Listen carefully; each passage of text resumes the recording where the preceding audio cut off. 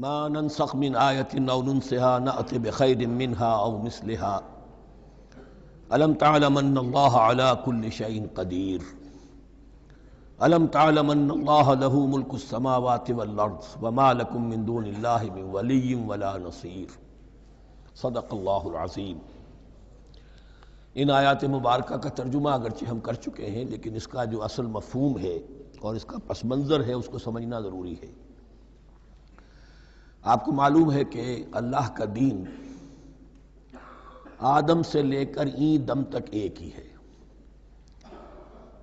نوح کا دین، موسیٰ کا دین، عیسیٰ کا دین، محمد کا دین صلی اللہ علیہ وسلم علیہ السلام، دین ایک ہی ہے۔ شریعتوں میں فرق رہا ہے، اور یہ فرق جو رہا ہے اس کا اصل سبب یہ ہے کہ نوع انسانی مختلف اعتبارات سے ارتقاء کی مراحل طے کر رہی تھی۔ ذہنی پختگی، شعور کی پختگی، پھر سوشل ایولیوشن، تمدنی ارتقاء، یہ مسلسل جاری تھا۔ لہذا اس ارتقاء کے جس مرحلے میں رسول آئے اسی کی مناسبت سے ان کو تعلیمات دے دی گئیں۔ ان میں وہ حصے بھی تھے کہ جو ایٹرنل ہیں، جو ہمیشہ رہیں گے، اور ایسے بھی تھے کہ جو اس زمانے کی مناسبت سے تھے۔ اب جب اگلا رسول آئے گا تو ظاہر بات ہے کہ ان میں سے کچھ چیزوں میں تغیر و تبدل ہو جائے گا، کچھ چیزیں نئی آ جائیں گی، کچھ پرانی ساقط ہو جائیں گی۔ یہ پرانی چیزوں کا ساقط ہونا یہ کہلاتا ہے ناسخ ہونا، ناسخ و منسوخ کا مسئلہ، کہ وہ حکم منسوخ ہو گیا اور اس کی جگہ پر کوئی اور حکم آ گیا ہے۔ یا تو اللہ تعالیٰ تعین کے ساتھ منسوخ فرماتے ہیں، یا یہ کہ اس شے کو سرے سے لوگوں کے ذہنوں سے زائل کر دیتے ہیں۔ اعتراض یہ کر رہے تھے یہودی کہ اگر تو یہ دین وہی ہے جو موسیٰ کا تھا تو ظاہر بات ہے کہ پھر شریعت پوری وہی ہونی چاہیے۔ اس کے اعتراض کا جواب ہے جو یہاں دیا جا رہا ہے، اور یہی مسئلہ پھر قرآن میں بھی ہے۔ قرآن کی بھی تدریج کے ساتھ شریعت کی تکمیل ہوئی ہے۔ جیسا کہ میں نے پہلے عرض کیا تھا، شریعت کا بلو پرنٹ آپ کو سورہ بقرہ میں مل جائے گا آگے چل کر، لیکن شریعت کی تکمیل ہوئی ہے سورہ مائدہ میں۔ یہ جو تقریباً 5-6 سال کا وقفہ ہے، اس میں کچھ احکام شروع میں دیے گئے، پھر ان میں رد و بدل کر کے، اور پھر آخر میں الیوم اکملت لکم دینکم واتممت علیکم نعمتی ورضیت لکم الاسلام دینا۔ تو یہ ناسخ و منسوخ کا مسئلہ صرف سابقہ شریعتوں اور شریعت محمدی میں نہیں ہے صلی اللہ علیہ وسلم، بلکہ خود شریعت محمدی میں بھی زمانی اعتبار سے ارتقاء ہوا ہے کہ پہلے شراب کے بارے میں حکم دیا گیا کہ اس کی مضرت زیادہ ہے، گناہ کا پہلو زیادہ ہے، کچھ فائدے بھی ہیں، بس۔ اس کے بعد آیا اگر شراب کے نشے میں ہو تو نماز مت پڑھو، نماز کے قریب مت جاؤ۔ سورہ مائدہ میں آخری حکم آ گیا، حل انتم منتہون، اب باز آتے ہو کہ نہیں آتے، حرام کر دیا گیا۔ تو یہ تدریجاً ہوا ہے۔ تو ناسخ و منسوخ قرآن میں بھی ہے، اور ناسخ و منسوخ قرآن اور تورات کے مابین بھی ہے۔ تو ہم نہیں منسوخ کرتے کوئی آیت یا بھلوا دیتے ہیں اس کو، نأت بخیر منہا، ہم اس سے بھی بہتر لے آتے ہیں، او مثلہا، یا اس جیسی ہی۔ الم تعلم ان اللہ علی کل شیء قدیر، اب یہ کہ یہ تو اللہ کی اتھارٹی ہے، مالک الملک وہ ہے، دین اس کا ہے، اس میں وہ جس طریقے سے چاہے کسی چیز کے اندر تبدیلی پیدا کر دے۔ الم تعلم ان اللہ لہ ملک السماوات والارض ما لکم من دون اللہ من ولی ولا نصیر ام تریدون ان تسألوا رسولکم کما سئل موسیٰ من قبل، کیا تم یہ چاہتے ہو کہ سوال کرو یا مطالبہ کرو اپنے رسول سے بھی اسی طرح کے جس طرح کی باتیں کی گئی تھی موسیٰ سے پہلے؟ مثلا ہم دیکھ چکے ہیں کہ ان سے کہا گیا کہ ہم نہیں مانیں گے جب تک کہ اللہ کو دیکھ نہ لے عیاناً، یا اسی طرح کے اور مطالبے جو حضرت موسیٰ علیہ السلام سے کیے جاتے تھے۔ یہاں مسلمانوں کو سکھایا جا رہا ہے کہ اس روش سے باز آؤ، ایسی بات تمہارے اندر پیدا نہیں ہونی چاہیے۔ وَمَن يَتَبَدَّلِ الْكُفْرَ بِالْإِيمَانِ فَقَدْ ضَلَّ سَوَاءَ السَّبِيلِ، ظاہر بات ہے ایسی حرکتیں بھی اب مسلمانوں میں سے بھی جو منافقین ان میں شامل تھے وہی کر رہے ہوں گے۔ اس لیے فرمایا کہ جو کوئی ایمان کو ہاتھ سے دے کر کفر کو لے لے گا، یعنی منافق کیونکہ دو طرفہ ہوتا ہے، اب اس کا بھی امکان ہوتا ہے کہ یکسو ہو جائے کفر کی طرف، اور اس کا بھی امکان ہوتا ہے کہ بالآخر یکسو ہو جائے ایمان کی طرف۔ مذبذبین بین ذالک کی کیفیت میں جو مبتلا ہے، اس کے دو یہ امکانات ہیں۔ تو جو کفر کی طرف جا کر مستقل طور پر راغب ہو گیا اس کا ذکر ہے، ومن یتبدل الکفر بالایمان فقد ضل سواء السبیل، تو وہ تو سیدھی راہ سے بھٹک گیا۔ ود کثیر من اہل الکتاب لو یردونکم من بعد ایمانکم کفارا، اہل کتاب میں سے بہت سے لوگ ہیں جو چاہتے ہیں کہ کسی طرح لوٹا کر لے جائیں تمہیں تمہارے ایمان کے بعد، پھر کفار بنا دیں۔ یہ ایسے ہی ہے کہ جیسے کسی بلی کی دم کٹ جائے تو وہ یہ چاہے گی کہ ساری بلیوں کی دمیں کٹ جائیں تاکہ وہ کوئی علیحدہ سے نمایاں نہ رہے۔ تو وہ چاہتے تھے کہ یہ چیزیں جو ہیں ان کو واپس لے آیا جائے، اہل ایمان کو بھی کفر میں لے آیا جائے، حسدا من عند انفسہم، اور یہ ان کا طرز عمل ان کے حسد کی وجہ سے کہ کیوں یہ نعمت جو ہے ان کو دے دی گئی۔ من بعد ما تبین لہم الحق، اس کے بعد کہ ان پر حق بالکل واضح ہو چکا ہے، وہ جان چکے ہیں، پہچان چکے ہیں، کسی مغالطے میں نہیں ہے، غلط فہمی میں نہیں ہے۔ فاعفوا واصفحوا، یہ بہت اہم ہے مقام۔ تو اے مسلمانوں تم معاف کرتے رہو اور صرف نظر سے کام لو۔ اس کا اصل مطلب کیا ہے؟ ابھی تو چونکہ مدنی دور کا آغاز ہو رہا ہے، ابھی کشمکش کے اور کشاکش کے اور مقابلے کے اور تصادم کے بڑے سخت مراحل آ رہے ہیں۔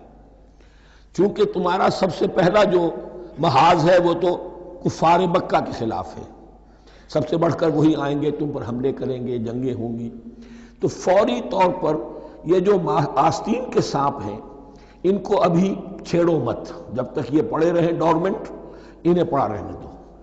ایک وقت آئے گا، یہاں یوں سمجھیے کہ یہ حکم دیا رہا ہے فی الحال انہیں چھیڑو مت، ان کے طرز عمل کے بارے میں زیادہ توجہ نہ دو، فاعفو، معاف کرتے رہو، درگزر کرتے رہو۔ اور وصفحو کہتے ہیں، صفح کہتے ہیں ایک طرف کا، یہ صفح ہے، یہ ورق ہے، صرف نظر کر لینا، دیکھا اندیکھا کر لینا، نظر انداز کر دینا، حتی یاتی اللہ بامرہ، یہاں تک کہ اللہ اپنا فیصلہ لے آئے۔ ایک وقت آئے گا کہ پھر مسلمانوں کو غلبہ آخری حاصل ہو جائے گا، اور جب جو یہ باہر کے دشمن ہیں ان سے تم نبٹ لو گے، پھر یہ کہ ان اندرونی دشمنوں کے خلاف بھی تمہیں اب آزادی دی جائے گی کہ ان کو بھی ان کے کیفر کردار تک پہنچا دو۔ ان اللہ علی کل شیء قدیر، یقیناً اللہ ہر چیز پر قادر ہے۔ واقیموا الصلاۃ وآتوا الزکاۃ، نماز قائم رکھو، زکوٰۃ دیتے رہو۔ وما تقدموا لانفسکم من خیر تجدوہ عند اللہ، اور جو کچھ بھی تم خیر میں سے، بھلائی میں سے اپنے لیے آگے بھیجو گے، کوئی مال خرچ کر رہے ہو تو خرچ کہاں ہو گیا؟ وہ تو اللہ کے ہاں ڈپازٹ ہو گیا، جمع ہو گیا، تو ڈیوائن بینک کے اندر۔ وما تقدموا لانفسکم من خیر تجدوہ عند اللہ، اسے اللہ کے پاس پاؤ گے۔ ان اللہ بما تعملون بصیر، یقیناً جو کچھ تم کر رہے ہو اللہ اسے دیکھ رہا ہے۔ وقالوا لن يدخل الجنة الا من كان هودا او نصارى، اب دیکھیے جب یہ نئی امت اب تشکیل پا رہی ہے تو یہودی اور نصرانی جو ایک دوسرے کے دشمن تھے مسلمانوں کے مقابلے میں جمع ہو گئے، انہوں نے کہنا یہ شروع کیا، وقالوا لن يدخل الجنة، ہرگز نہیں داخل ہوگا جنت میں، الا من كان هودا او نصارى، سوائے اس کے جو یا تو یہودی ہو یا نصرانی ہو۔ جیسے ہمارے ہاں بھی ہوتا ہے، اہل حدیث کے مقابلے میں دیوبندی بریلوی جمع ہو جائیں گے، چاہے وہ آپس میں ایک دوسرے کے ساتھ جو بھی ان کا بیر ہے وہ اپنی جگہ ہے۔ اسی طریقے سے اہل تشیع کے مقابلے میں شاید اور جو ہے اہل سنت کے لوگ جمع ہو جائیں۔ تو ایک کامن اینمی جب آ جاتا ہے تو پھر یہ ہے کہ وہ لوگ جن کے اپنے اندر بڑی کنٹرڈکشنز ہیں وہ پھر ایک متحدہ محاذ بناتے ہیں۔ وقالوا لن يدخل الجنة الا من كان هودا او نصارى تلك امانيهم، یہ لفظ دوبارہ آ گیا، یہ ان کی خواہشات ہیں، من گھڑت خیالات ہیں، ان کی وشفل تھنکنگ ہے۔ قل هاتوا برهانكم ان كنتم صادقين، کہو ان سے لاؤ کوئی دلیل اگر تم سچے ہو، دلیل کتاب سے لاؤ، کہیں تورات میں لکھا ہے یہ، کہیں یہ انجیل میں لکھا ہے، جو تورات اور جو انجیل تمہارے پاس ہے اسی میں سے دکھا دو کہ یہ لکھا ہوا ہو، کہیں لکھا ہوا نہیں۔ اب یہاں پر وہ یونیورسل ٹروتھ آ رہا ہے، بلا من اسلم وجہہ للہ وہو محسن، کیوں نہیں، ہر وہ شخص کے جو اپنا چہرہ اللہ کے سامنے جھکا دے اور وہ محسن ہو، اس کا رویہ صدق پر، سچائی پر، حسن کردار پر مبنی ہو، سر کا جھکانا منافقانہ نہ ہو، جزوی نہ ہو کہ کچھ مانا کچھ نہیں مانا. بلا من اسلم وجہہ للہ وہو محسن فلہ اجرہ عند ربہ، تو اس کے لیے اس کا اجر محفوظ ہے اس کے رب کے پاس. فلا خوف علیہم ولا هم یحزنون، نہ ان پر کوئی خوف ہوگا اور نہ ہی وہ حزن سے دوچار ہوں گے. یہ دوسری آیت ہے کہ جس سے کچھ لوگوں نے استدلال کیا ہے کہ ایمان بالرسالت ضروری نہیں ہے. اب دیکھیے اس کا جواب وہی ہوگا. نمبر ایک تو یہ، ہر جگہ پر ساری چیزیں بیان نہیں کی جایا کرتی. کوئی چیز کہیں بیان کی گئی، کوئی کہیں بیان کی گئی ہے. کتاب کو لینا ہے تو پوری کو پوری ایک کتاب کی حیثیت سے. دوسرا یہ کہ یہ سارا سلسلہ کرام جو ہے، جو دو بریکٹس کے مابین آ رہا ہے، اس میں پہلے سے ہے وَآمِنُوا بِمَا أَنزَلْتُ مُصَدِّقًا لِمَا مَعَكُمْ وَلَا تَكُونُوا أَوَّلَ كَافِرٍ بِهِ. تو وہ تو ضرب کھا رہی ہے اس پورے کے پورے مضامین کے سلسلے سے جو ان دو بریکٹوں کے درمیان آ رہا ہے. اب دیکھیے، ایک طرف تو ان کا کہنا یہ تھا کہ جنت میں داخل نہیں ہوگا مگر وہی جو یہودی ہو یا نصرانی ہو. اب عمل کیا ہے؟ وَقَالَتِ الْيَهُودُ لَيْسَتِ النَّصَارَىٰ عَلَىٰ شَيْءٍ، یہودی کہتے ہیں نصارہ کی کوئی حیثیت نہیں، کوئی بنیاد نہیں، کوئی جڑ نہیں.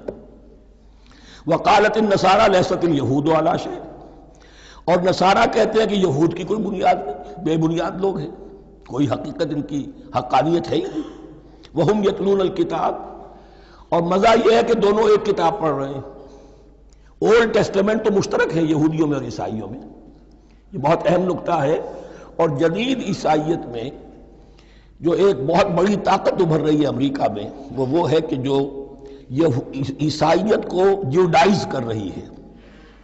کیونکہ رومن کیتھولک مذہب جو تھا اس نے تو چونکہ گویا کہ سارا رشتہ توڑ لیا تھا بائبل سے، سارا اختیار پوپ کے ہاتھ میں آ گیا تھا.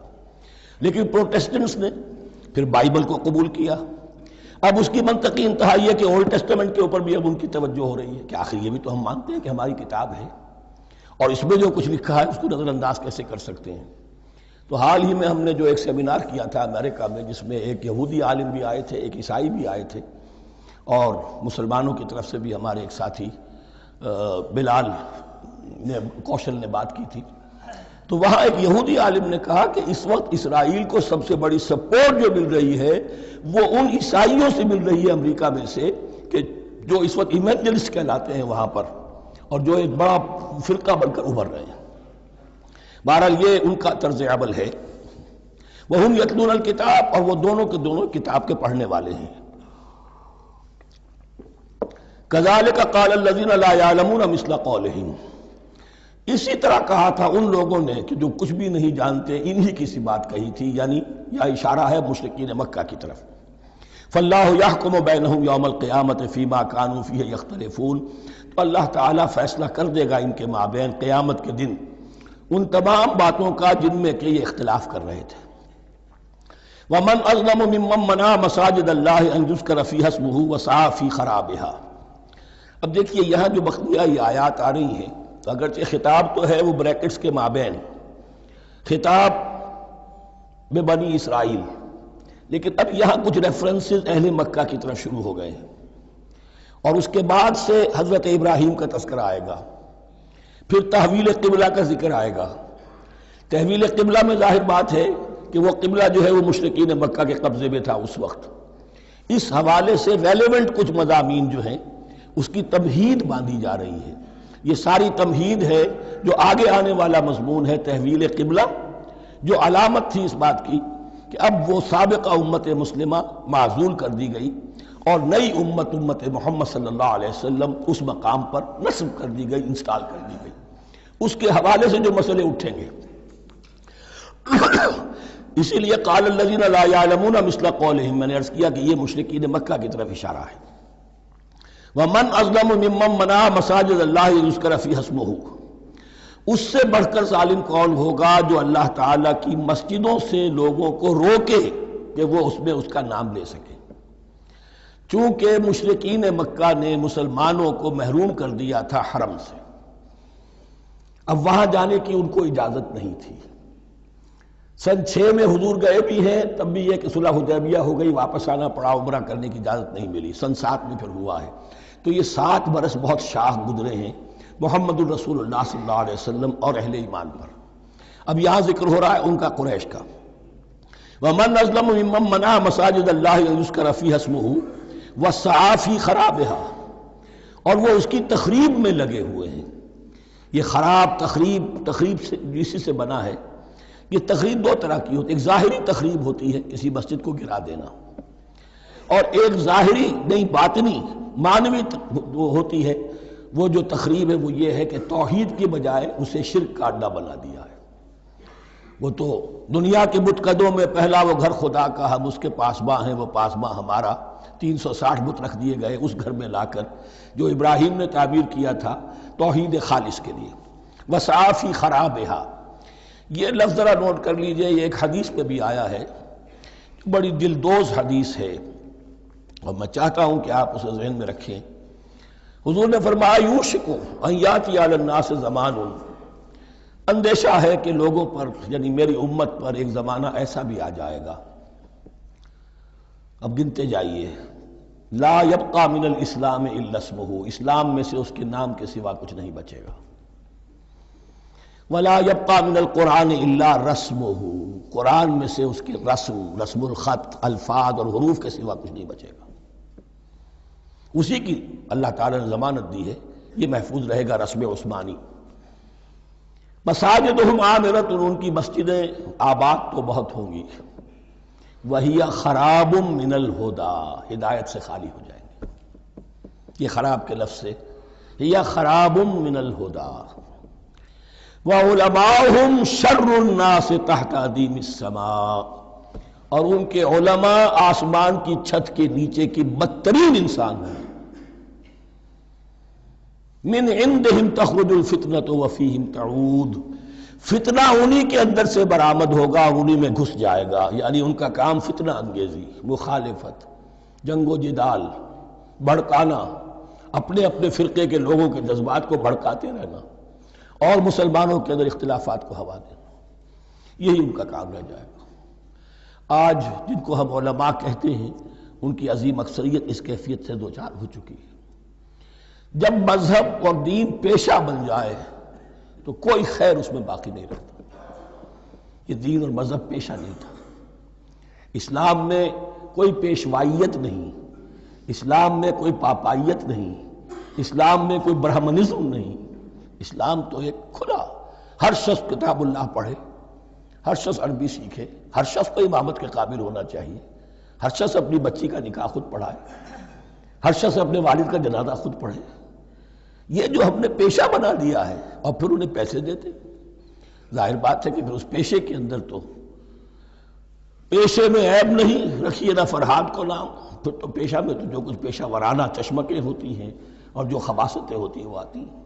لیکن ساتھ ہی یہ بات واضح رہے کہ علماء حق سے دنیا خالی نہیں ہوگی، علماء حق بھی ہیں، لیکن کسی کے ماتھے پر لکھا ہوا نہیں ہوتا کہ یہ علماء حقانی میں سے اور یہ علماء سو میں سے ہے۔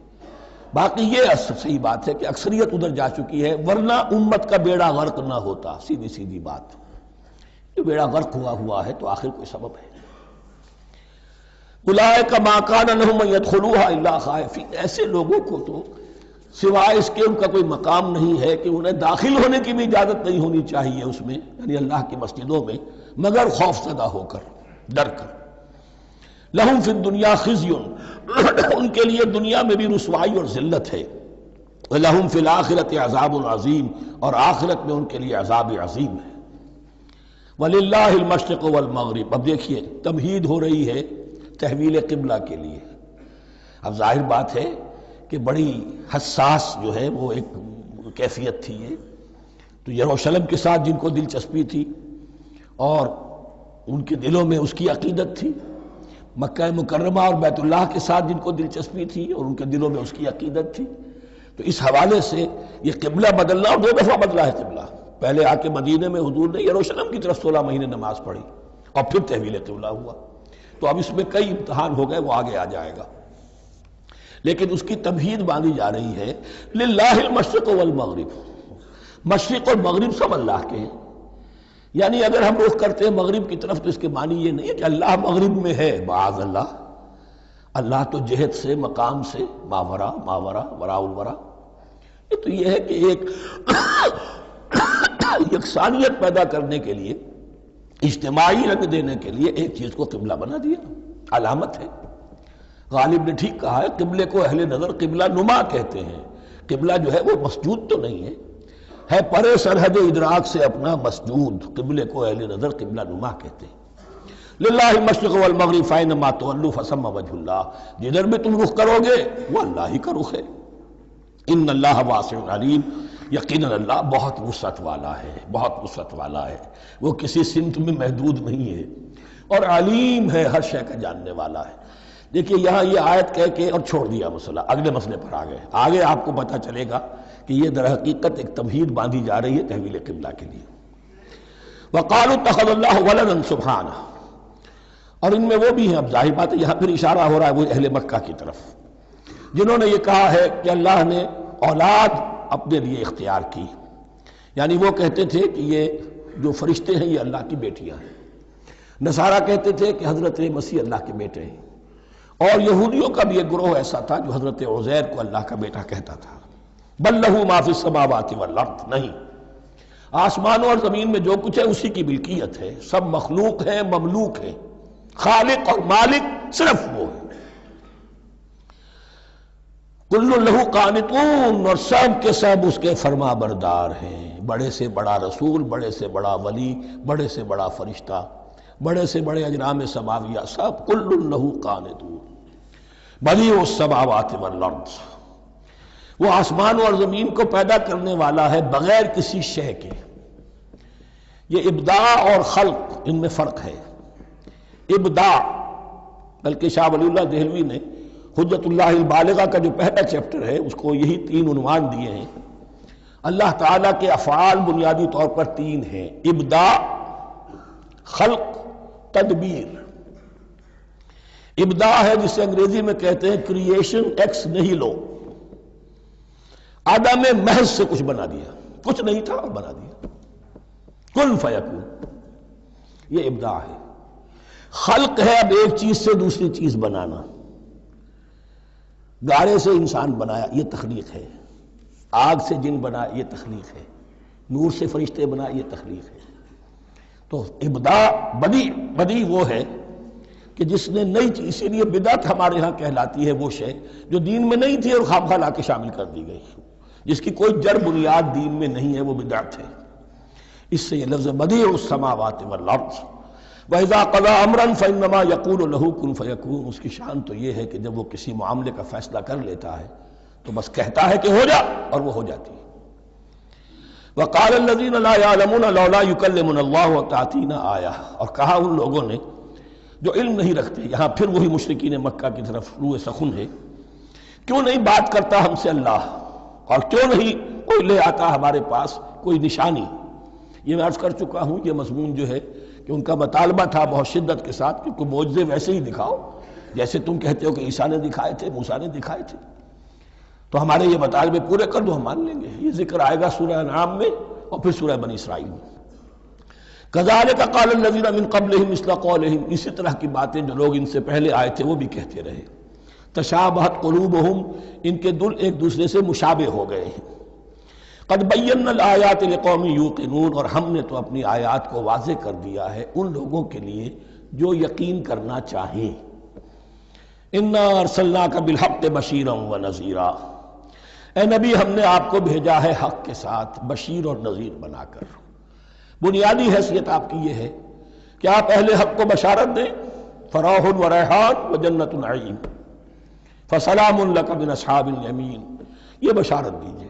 اور جو غلط راستے پر جائیں، کفر کریں، منافقت میں مبتلا ہوں، ملحد ہوں اور بدعملی کریں، ان کو آپ خبردار کر دیجئے کہ جہنم ان کے لیے تیار کر دی گئی ہے۔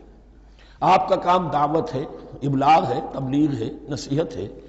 وَلَا تُسْأَلُ عَنْ أَصْحَابِ الْجَحِيمِ، آپ سے سوال نہیں کیا جائے گا جہنمیوں کے بارے میں کہ اے محمد یہ کیوں جہنم میں پہنچ گئے، ہم نے تمہیں بھیجا تھا، تمہارے ہوتے ہوئے یہ جہنمی کیوں ہو گئے؟ نہیں، یہ آپ کی ذمہ داری نہیں ہے۔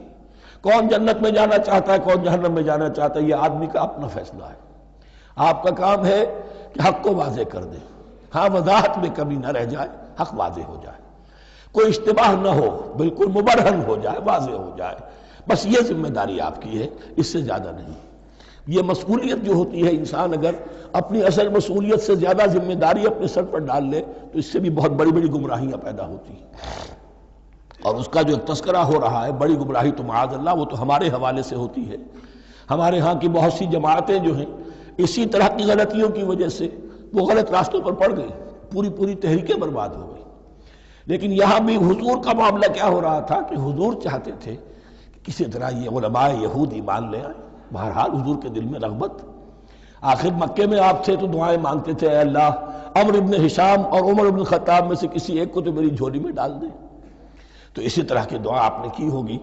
فرمایا وَلَن تَرْضَىٰ عَنْكَ الْيَهُودُ وَلَا النَّصَارَىٰ حَتَّىٰ تَتَّبِعَ مِلَّتَهُمْ۔ اے نبی کسی مغالطے میں نہ رہیے، ہرگز راضی نہیں ہوں گے آپ سے نہ یہ یہودی اور نہ نصرانی جب تک کہ آپ پیروی نہ کریں ان کی ملت کی۔ لہذا امید منقطع کر لیجیے، اس لیے کہ زیادہ امید ہو تو مایوسی ہو جاتی ہے۔ اقبال نے بہت خوب کہا ہے بندہ مومن کے بارے میں، جس کی امیدیں قلیل جس کے مقاصد جلیل۔ مقصد اونچا لیکن امید قلیل رکھیے، اللہ چاہے گا تو ہو جائے گا، نہیں چاہے گا تو میرا کام تو اپنی حد تک اپنا فرض ادا کر دینا ہے۔ اس سے زیادہ کی جو ہے خواہش اپنے دل میں پالیں گے، کسی اجلت پسندی میں گرفتار ہو جائیں گے، کہیں دائیں بائیں ہک اور کرک کے ذریعے سے کہیں پہنچنے کی کوشش کریں گے اور اپنے آپ کو بھی برباد کر دیں گے۔ لن ترضى عنك اليهود ولا النصارى حتى تتبع ملتهم قل ان هدى الله هو الهدى، کہہ دیجئے دیکھو ہدایت تو ہے اللہ کی ہدایت۔ وَلَئِنِ اتَّبَعْتَ أَهْوَاءَهُمْ، اور نبی آپ بھی کان کھول کر سن لیں، اگر آپ نے ان کی خواہشات کی پیروی کی، یہاں ہم جوڑ دیں گے الفاظ بالفرض بفرض محال، اگر آپ نے ان کی خواہشات کی پیروی کی کچھ چلو لے دو کر معاملہ کر لو، کچھ ان کی بات مانو، کچھ اپنی بات منوا لو۔ یہ مکے میں بھی قریش کی طرف سے بھی آیا تھا کہ کچھ اپنی بات منوا لیجئے، کچھ ہماری مانی، کمپرومائز کیجئے۔ اب ظاہر بات ہے کہ یہاں اب یہود کے ساتھ یہی معاملہ ہے۔ وَلَئِنِ اتَّبَعْتَ أَهْوَاءَهُمْ بَعْدَ الَّذِي جَاءَكَ مِنَ الْعِلْمِ مَا لَكَ مِنَ اللَّهِ مِنْ وَلِيٍّ وَلَا نَصِيرٍ، اور اگر بفرض محال آپ نے پیروی کی ان کی خواہشات کی، اس کے بعد کہ آپ کے پاس علم آ چکا تو نہیں ہوگا کوئی بھی اللہ کے مقابلے میں آپ کے لیے کوئی مددگار یا حمایتی۔ معاذ اللہ معاذ اللہ، حق کی تلوار بڑی ننگی ہے، اور یہاں اللہ کا عدل یہ فرد سے فرد تک بدلتا نہیں ہے، نہ امت سے امت کی طرف بدلے گا، قوم اور کسی اور قوم سے ایک معاملہ کسی دوسری قوم سے کوئی اور معاملہ نہیں۔ اللہ کے اصول ہیں، اللہ کے قوانین ہیں، اس کی فطرت ہے، فطرت اللہ التی فطر الناس علیہا، پھر یہ کہ اس کی سنت ہے، لن تجد لسنت اللہ تحویلا ولن تجد لسنت اللہ تبدیلا۔ الذین آتیناہم الکتاب یتلونہ حق تلاوتہ، وہ لوگ کہ جنہیں ہم کتاب دیتے ہیں وہ اس کی تلاوت کرتے ہیں جیسا کہ اس کی تلاوت کا حق ہے۔ اس پر میں نے اپنے کتابچے میں بحث کی ہے، تلاوت کا اصل حق کیا ہے۔ مسلمانوں پر قرآن مجید کے حقوق نامی کتابچہ، اب یہاں پہ تفصیل سے بیان کرنے کا وقت نہیں ہے، لیکن ایک بات جان لیجئے کہ تلاوت کا لفظ جو قرآن کے لیے قرآن نے اختیار کیا یہ بڑا ذو معنیین ہے۔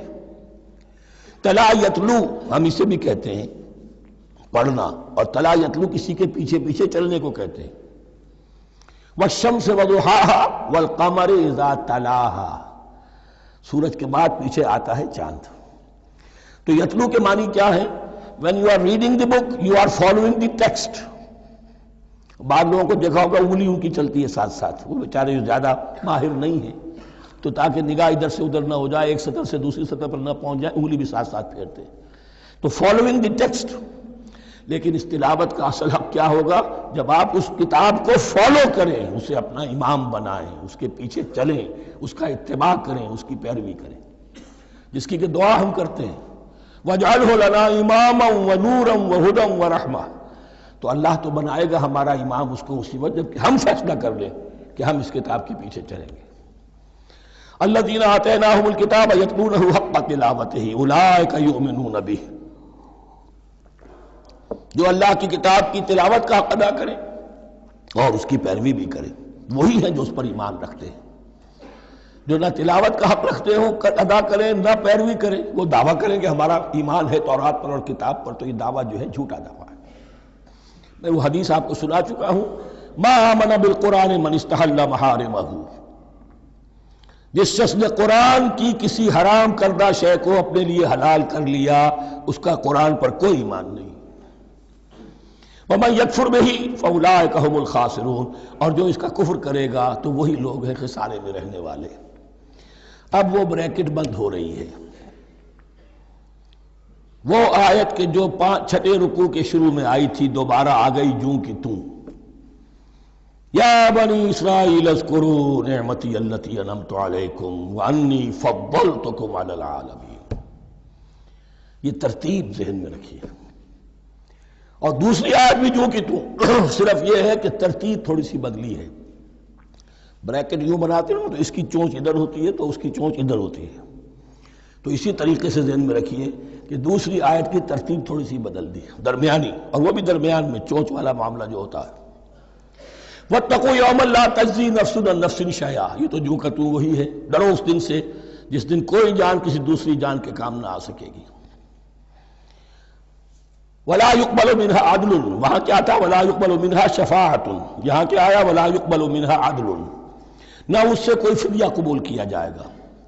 وَلَا تَنْفَعُهَا شَفَاعَةٌ، یہ شفاعت بعد میں لے آئے، عدل پہلے لے آئے، وہاں شفاعت پہلے ہے عدل بعد میں، بس یہ تبدیلی ہے۔ وَلَا هُمْ يُنصَرُونَ، اور یہ پھر جو کا تو وہی جو پہلی آیت میں تھا، جو چھٹے رکوع کی دوسری آیت ختم ہوئی، نہیں انہیں کوئی مدد مل سکے گی۔ یہ جو حصہ تھا جو تقریباً 10 رکوعوں پر مشتمل تھا، سورہ بقرہ کے 18 رکوع کہ جن میں روح سخن ہے سابقہ امت مسلمہ کی طرف، 4 رکوع بڑے عموم کے حامل تھے، لیکن بین السطور وہاں بھی اشارے موجود تھے، روح سخن جو تھا وہ بنی اسرائیل کی طرف۔ 10 رکوعوں میں صراحت کے ساتھ ساری گفتگو انہی سے ہے، الا یہ کہ ایک جگہ مسلمانوں سے خطاب کر لیا، کچھ آخر میں اہل مکہ کا تذکرہ بھی ہو گیا۔ اب اس کے بعد ذکر شروع ہو رہا ہے حضرت ابراہیم علیہ السلام کا۔ وہ بات سمجھ لیجئے کہ کیا وجہ ہے اس کی۔ دیکھیے حضرت ابراہیم کی نسل کی یہ 2 شاخیں چلی، ویسے تو 3 ہیں، عام طور پر لوگوں کے علم میں ہے کہ 2 بیویاں تھیں، حضرت ہاجرہ سے حضرت اسماعیل پیدا ہوئے، بڑے تھے، حضرت سارہ سے حضرت اسحاق، ان کے بیٹے یعقوب، یعقوب کے 12 بیٹے بنی اسرائیل۔ حضرت اسماعیل کو حضرت ابراہیم نے آباد کیا خانہ کعبہ کے پاس لا کر، بواد غیر ذی زرع، تو وہاں یہ جو ایک نسل چلی۔ لیکن نبوت جو ہے حضرت ابراہیم کے بعد حضرت اسماعیل کو تو ملی، اس کے بعد مسلسل یوں سمجھیے کہ تقریباً 3000 کا فصل ہے سالوں کا کہ کوئی نبوت اس شاخ میں نہیں آئی۔ نبوت کا سلسلہ چلا دوسری شاخ میں، حضرت یعقوب، حضرت اسحاق، حضرت یعقوب، حضرت یوسف، چلتے جائیے، اور پھر حضرت موسیٰ اور عیسیٰ سے شروع ہو کر حضرت موسیٰ اور ہارون سے شروع ہو کر حضرت عیسیٰ اور یحییٰ تک 1400 برس مسلسل۔ اگرچہ تیسری شاخ بھی تھی، بنو قطورہ کہلاتے، تیسری اہلیہ آپ کی تھی قطورہ، بنی قطورہ میں سے ان کی اولاد بڑی کثیر تھی، ان میں سے ایک مدین تھے، مدین یا مدیان، ان میں حضرت شعیب کی بعثت ہوئی تھی۔ حضرت شعیب بھی حضرت ابراہیم کی نسل میں سے ہیں لیکن بنی مدیان میں سے۔ بہرحال اب چونکہ حضور کی بعثت ہوئی بنی اسماعیل میں، ادھر بنی اسرائیل ہیں، ان سے یہ خطاب ہو رہا ہے سابقہ امت مسلمہ، اور اب یہ امامت الناس منتقل ہونے والی ہے بنی اسرائیل سے بنی اسماعیل کو۔ تو اب اگر اس انتقال کے وقت نقل، اگر وہ جو کامن فیکٹر ہے اس کا تذکرہ کیا جائے تو بات آسان ہو جائے گی۔ ابراہیم ہی تو جد امجد ہے نا تمہارے، تم یعقوب کی اولاد ہو ٹھیک ہے، لیکن یعقوب کس کے بیٹے تھے؟ اسحاق کس کے بیٹے تھے؟ ابراہیم کے۔ تو یہ دوسری نسل بھی تو ابراہیمی کی ہے۔ اس حوالے سے ان کے لیے سہل بنایا جا رہا ہے کہ بات کو سمجھو، یہ صرف یہ ہے کہ 2 پیڑھی اوپر جا کر مل گئے اور لانا خیر سنا، اور حضرت ابراہیم نے خانہ کعبہ کی تعمیر کی اور اسے اب مرکز بنانا ہے اہل توحید کا، لہذا یہ ساری گفتگو اب شروع ہو رہی ہے۔ 4 رکوع اب وہ ہیں 15ویں سے شروع ہو کر 18ویں تک جن کا اصل مضمون ہے تحویل قبلہ۔ وَإِذِ ابْتَلَىٰ إِبْرَاهِيمَ رَبُّهُ بِكَلِمَاتٍ فَأَتَمَّهُنَّ، اور ذرا یاد کرو جب ابراہیم کو آزمایا اس کے رب نے بہت سی باتوں میں۔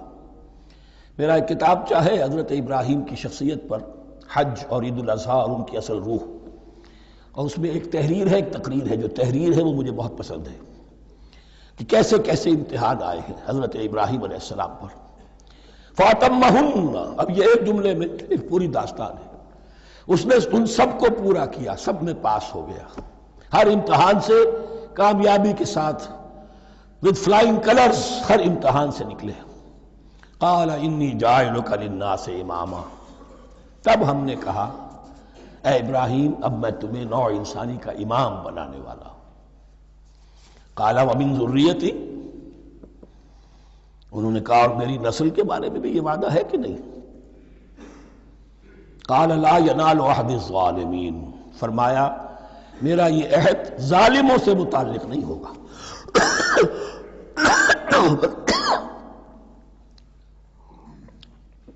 مطلب کیا ہوا کہ تمہاری نسل میں سے جو صاحب ایمان ہوں گے، نیک ہوں گے، سیدھے راستے پر چلیں گے، ان سے ہمارا وعدہ ہے، لیکن نسلیت کی بنیاد پر نہیں ہے کہ جو بھی تمہاری نسل میں سے لازماً وہ اس وعدے کا مصداق بن جائے۔ وَإِذْ جَعَلْنَا الْبَيْتَ مَثَابَةً لِلنَّاسِ وَأَمْنًا، اور یاد کرو جب کہ ہم نے گھر کو، اپنے گھر کو، بیت اللہ کو قرار دے دیا لوگوں کے لیے زیارت کی جگہ، لوٹ کے آنے، لوٹ کر آؤ، حج کرو، مثابۃ للناس وامنا، اور اسے امن کا گھر قرار دے دیا۔ واتخذوا من مقام ابراہیم مصلی، اور ہم نے حکم دیا کہ مقام ابراہیم کو اپنی جائے نماز بنا لو، نماز پڑھنے کی جگہ بنا لو۔ آج کل تو بعض علماء نے یہ کہا ہے کہ مقام ابراہیم سے مراد کوئی خاص پتھر نہیں ہے، بلکہ اصل میں وہ تو پوری جگہ جو تھی وہ مقام ابراہیم، حضرت ابراہیم وہاں آباد ہوئے تھے۔ لیکن صحیح بات وہی ہے جو ہمارے سلف سے چلی آ رہی ہے، روایات پختہ ہیں اس کے بارے میں کہ جس طریقے سے حجر اسود جنت سے آیا ہے، ایسے ہی یہ بھی ایک پتھر تھا کہ جو جنت سے لایا گیا حضرت ابراہیم کے لیے جب وہ تعمیر کر رہے تھے۔ کوئی اور ذرائع تو ابھی تھے ہی نہیں، اس کے اوپر وہ کھڑے ہوتے تھے اور یہ پتھر ہی اونچا ہوتا جاتا تھا خود۔ اب جیسے جیسے تعمیر اوپر جا رہی ہے تو اس کے لیے یہ پتھر اونچا ہوتا تھا، وہ پتھر ہے جو مقام ابراہیم اب بھی محفوظ ہے، اور وہاں پر پھر طواف کر کے کعبے کا مکمل، پھر اس کے آس پاس جو ہے 2 رکعت جو ہے وہ ادا کی جاتی ہے نماز۔ وَعَهِدْنَا إِلَىٰ إِبْرَاهِيمَ وَإِسْمَاعِيلَ أَن طَهِّرَا بَيْتِيَ لِلطَّائِفِينَ وَالْعَاكِفِينَ وَالرُّكَّعِ السُّجُودِ، اور ہم نے عہد لے لیا تھا ابراہیم اور اسماعیل سے کہ تم دونوں ہمارے اس گھر کو، بیتیا میرے اس گھر کو پاک رکھو۔ اب یہ تطہیر بھی دونوں طرح کی ہوگی، ظاہری صفائی بھی ہو، گند نہ ہو، تاکہ زائر آئیں تو ان کے دلوں میں جو کدورت پیدا نہ ہو، کوفت نہ ہو، کھلی فضا ہو، صاف رکھو۔ اور تطہیر باطنی، وہاں توحید کا چرچا ہو، کوئی اور کفر اور شرک جو ہے وہ نہ آنے پائے۔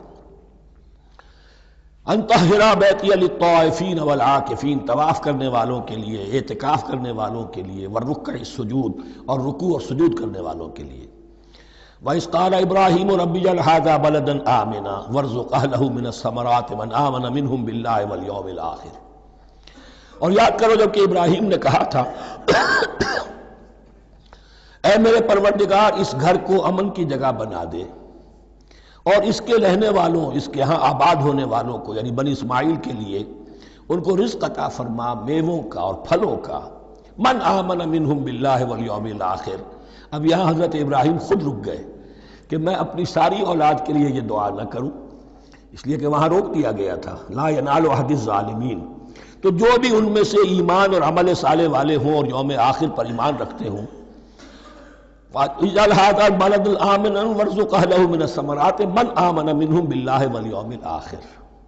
اب یہاں دیکھیے اللہ تعالیٰ نے گویا کہ ہم کہیں گے ازرہ شفقت مسکراتے ہوئے گویا کہ فرمایا کہ ابراہیم قال ومن کفر، تمہاری اولاد میں سے جو کفر کرے گا فأمتعه قلیلا، اس کو بھی میں دنیا کا ساز و سامان تو دوں گا، امامت میں شامل نہیں کر سکتا، لیکن یہ کہ دنیاوی طور پر مال و متاع جو ہے وہ ان کو بھی میں دوں گا۔ ومن کفر فأمتعه قلیلا ثم اضطره الى عذاب النار، ہاں پھر اسے کشاں کشاں لے آؤں گا جہنم کے عذاب کی طرف، وبئس المصیر، اور وہ بہت ہی بری جگہ ہے لوٹنے کی۔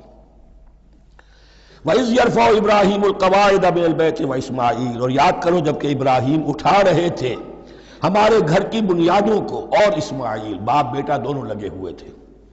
یہاں لفظ جو قواعد آیا ہے اس کو نوٹ کیجئے، قواعد قاعدے کی جمع ہے اور یہ بنیادوں کو کہا جاتا ہے، اور اس میں اشارہ ہے حضرت ابراہیم اصل معمار اور بانی نہیں ہے کعبے کے، کعبہ بنایا ہے حضرت آدم نے۔ ان اول بیت وضع للناس للذی ببکہ، پہلا گھر۔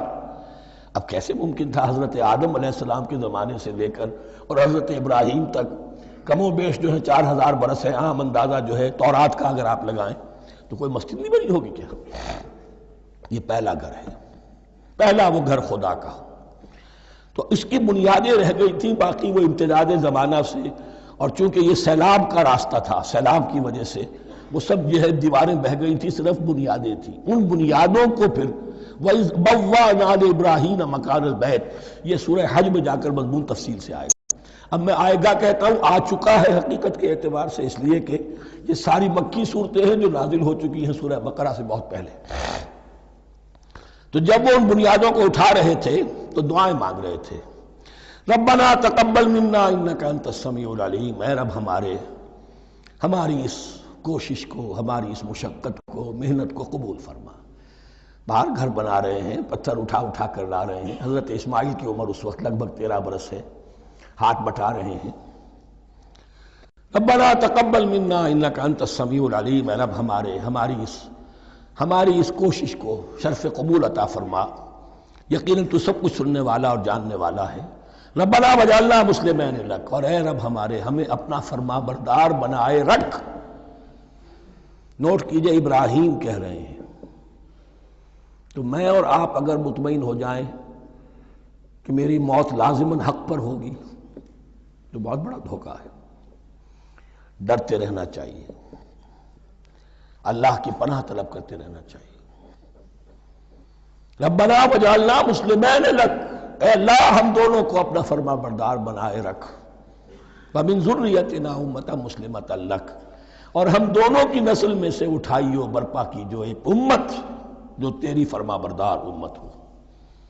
وارنا مناسکنا، اور اے پروردگار تیرا گھر تو ہم نے یہ بنا دیا، اب اس کے جو رسومات ہیں وہ ہمیں سکھا، جو مناسک حج ہیں، ارنا مناسک، اب کیسے حج کریں، کیا آداب ہوں گے، طواف کیسے ہوگا، کیا کریں گے۔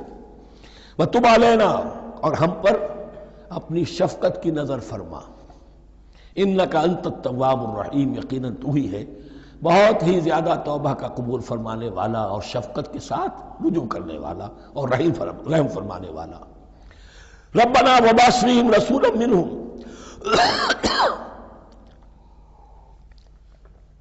اور اے ہمارے پروردگار ہماری اس نسل میں، اب چونکہ ہماری نسل مراد ہے بنی اسماعیل، بنی اسرائیل اسماعیل کی نسل میں سے تو نہیں ہے نا، یہاں دونوں کی نسل سے مراد ہے تو وہ بنی اسماعیل۔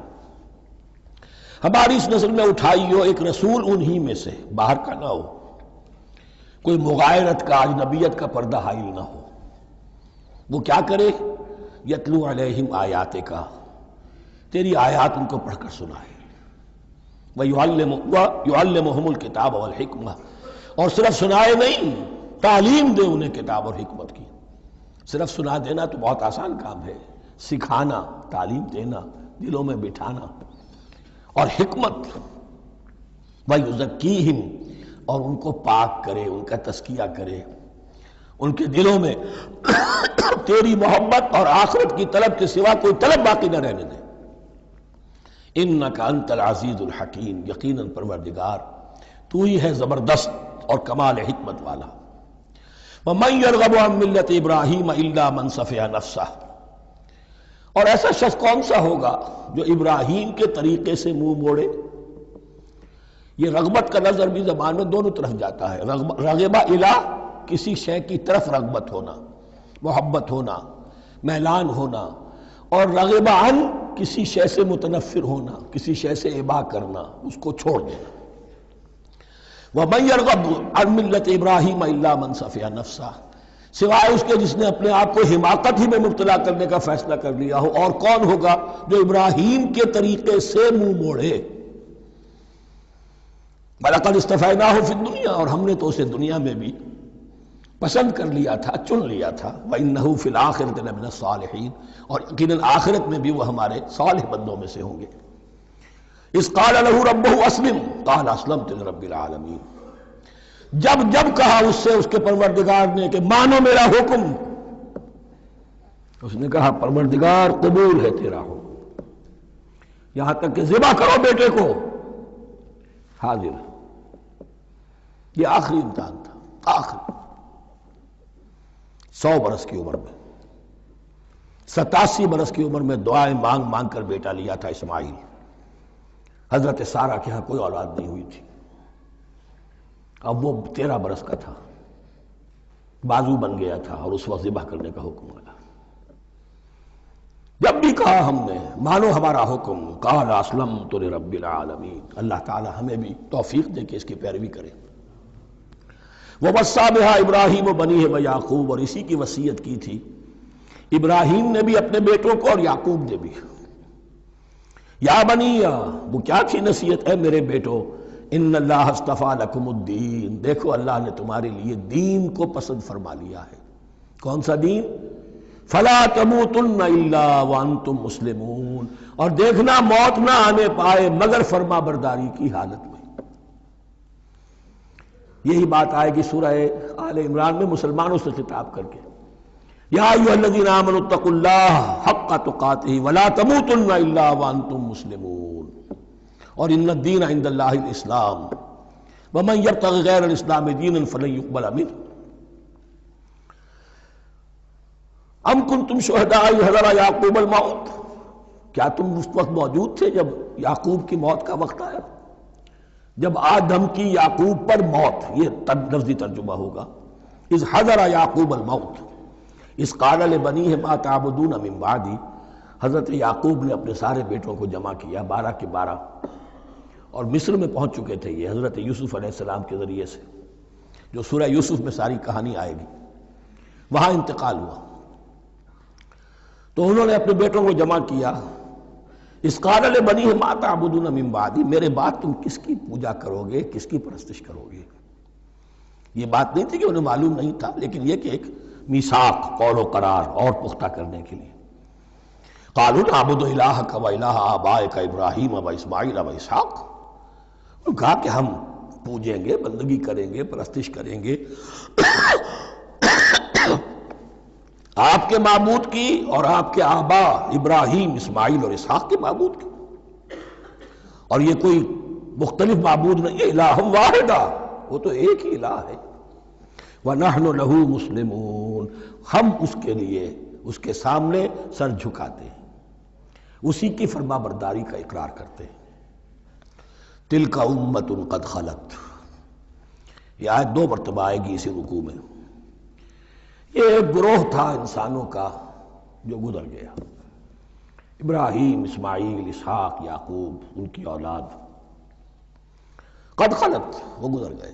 لہا ما کسبت ولکم ما کسبتم، ان کے لیے تھا جو انہوں نے کمایا، اور تمہارے لیے ہوگا جو تم کماؤ گے.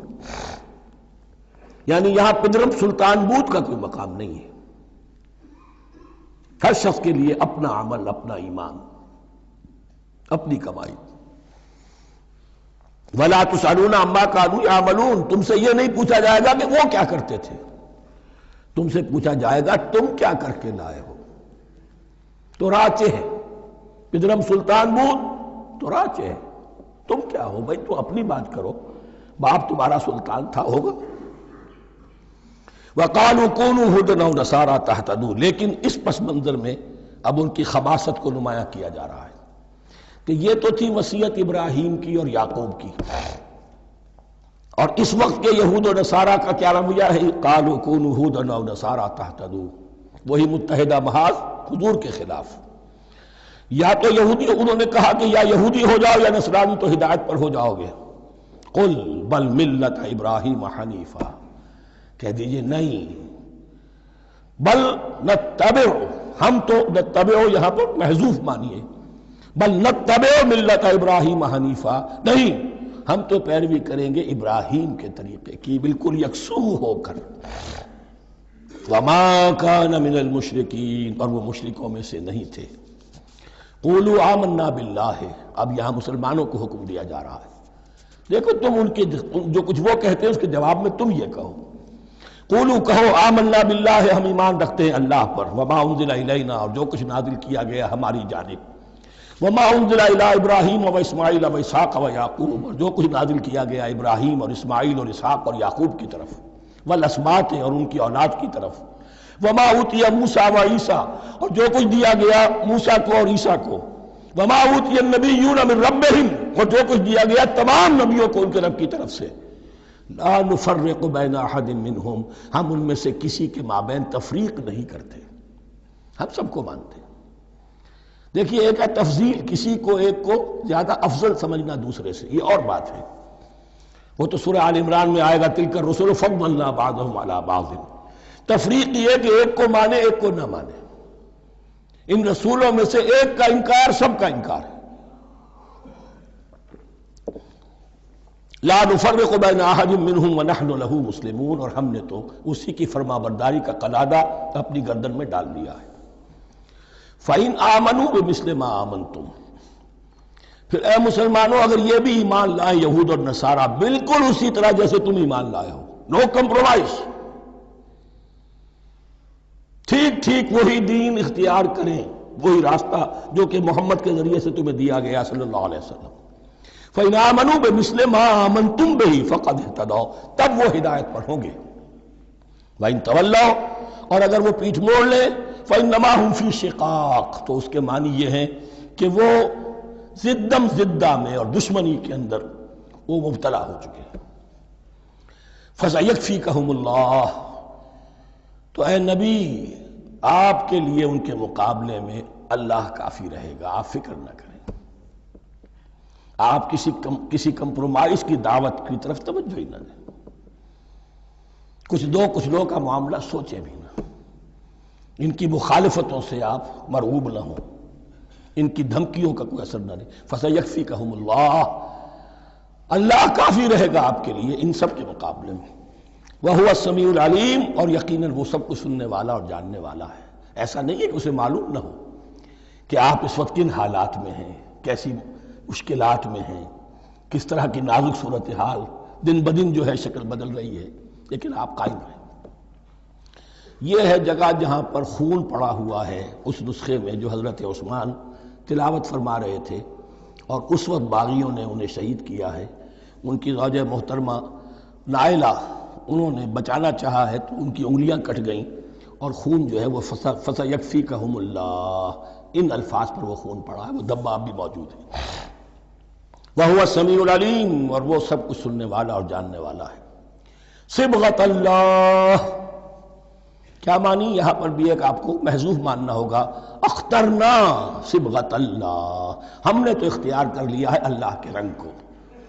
وَمَنْ أَحْسَنُ مِنَ اللَّهِ صِبْغَةً وَنَحْنُ لَهُ عَابِدُونَ، اور اللہ سے بہتر رنگ کس کا ہوگا، اور ہم تو بس اسی کی بندگی، اسی کی پرستش کرنے والے ہیں. قُلْ أَتُحَاجُّونَنَا فِي اللَّهِ وَهُوَ رَبُّنَا وَرَبُّكُمْ، اے نبی ان سے کہیے کہ کیا تم ہم سے محاجہ کر رہے ہو، حجت بازی کر رہے ہو، جھگڑ رہے ہو، دلیل بازی کر رہے ہو اللہ کے بارے میں؟ وَهُوَ رَبُّنَا وَرَبُّكُمْ، وہ تو ہمارا رب بھی ہے تمہارا رب بھی ہے. رب تو ایک ہے، رب بھی ایک، اس کا دین بھی ایک، ہاں شریعتوں میں فرق ہوا. قُلْ أَتُحَاجُّونَنَا فِي اللَّهِ وَهُوَ رَبُّنَا وَرَبُّكُمْ وَلَنَا أَعْمَالُنَا وَلَكُمْ أَعْمَالُكُمْ، رب تو ہمارا بھی وہ تمہارا بھی وہ، البتہ ہمارے لیے ہوں گے ہمارے عمل، تمہارے لیے ہوں گے تمہارے عمل. وَنَحْنُ لَهُ مُخْلِصُونَ، اور ہم تو اس کے لیے اپنے آپ کو خالص کر لینے والے ہیں. یہ ذرا 3 الفاظ یہاں پہ نوٹ کر لیجئے، یہ میرے اور آپ کے لیے لمحہ فکریہ ہیں. نحن لہو مسلمون، 136ویں آیت اس پر ختم ہوئی. ہم اس کے سامنے سر تسلیم خم کرتے ہیں، ان میں سے تو ہم بھی شامل ہیں. نحن لہو عابدون، آیت نمبر 138.